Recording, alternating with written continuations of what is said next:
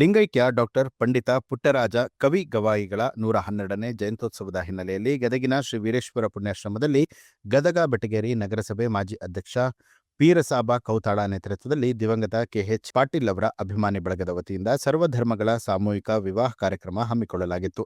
ಬೆಳಗ್ಗೆಯಿಂದಲೇ 112 ಕುಂಭೋತ್ಸವ ವಾದ್ಯಮೇಳಗಳೊಂದಿಗೆ ನಗರದ ಪ್ರಮುಖ ಬೀದಿಗಳಲ್ಲಿ ಲಿಂಗೈಕ್ಯ ಡಾಕ್ಟರ್ ಪಂಡಿತ ಪುಟ್ಟರಾಜ ಕವಿ ಗವಾಯಿಗಳ ಭಾವಚಿತ್ರದ ಮೆರವಣಿಗೆ ಮಾಡಲಾಯಿತು. ನಂತರ ಜರುಗಿದ ಸಾಮೂಹಿಕ ವಿವಾಹ ಕಾರ್ಯಕ್ರಮದ ದಿವ್ಯ ಸಾನ್ನಿಧ್ಯವನ್ನ ಗದಗಿನ ಜಗದ್ಗುರು ತೋಂಟದಾರ್ಯ ಮಠದ ಡಾಕ್ಟರ್ ತೋಂಟದ ಸಿದ್ದರಾಮ ಶ್ರೀಗಳು ಮತ್ತು ನೊಣವಿನಕೆರೆಯ ಶ್ರೀ ಕಾಡಸಿದ್ದೇಶ್ವರ ಸಂಸ್ಥಾನ ಮಠದ ಶ್ರೀ ಅಭಿನವ ಕಾಡಸಿದ್ದೇಶ್ವರ ಸ್ವಾಮೀಜಿಯವರು ವಹಿಸಿಕೊಂಡಿದ್ದರು. ಸಾನ್ನಿಧ್ಯವನ್ನ ಆಡ್ನೂರು ರಾಜೂರಿನ ಬೃಹನ್ಮಠದ ಶ್ರೀ ಅಭಿನವ ಪಂಚಾಕ್ಷರ ಶಿವಾಚಾರ್ಯ ಮಹಾಸ್ವಾಮೀಜಿಗಳು, ವೀರೇಶ್ವರ ಪುಣ್ಯಾಶ್ರಮದ ಪೀಠಾಧಿಪತಿ ಪೂಜ್ಯ ಶ್ರೀ ಕಲ್ಲಯ್ಯಜ್ಜನವರು ವಹಿಸಿಕೊಂಡಿದ್ದರು. ವಿವಿಧ ಮಠಾಧೀಶರು ಸೇರಿದಂತೆ ಮುಖಂಡರು ವೇದಿಕೆ ಮೇಲೆ ಉಪಸ್ಥಿತರಾಗಿದ್ದರು. ಇನ್ನು ಪ್ರತಿ ವರ್ಷ ಜಯಂತ್ಯೋತ್ಸವದ ವೇಳೆಯಲ್ಲಿ ಸರ್ವಧರ್ಮ ಸಾಮೂಹಿಕ ವಿವಾಹವನ್ನ ಮಾಡಲಾಗ್ತಾ ಇದ್ದು, ಈ ವರ್ಷ 20 ಜೋಡಿಗಳ ವಿವಾಹ ನೆರವೇರಿದೆ.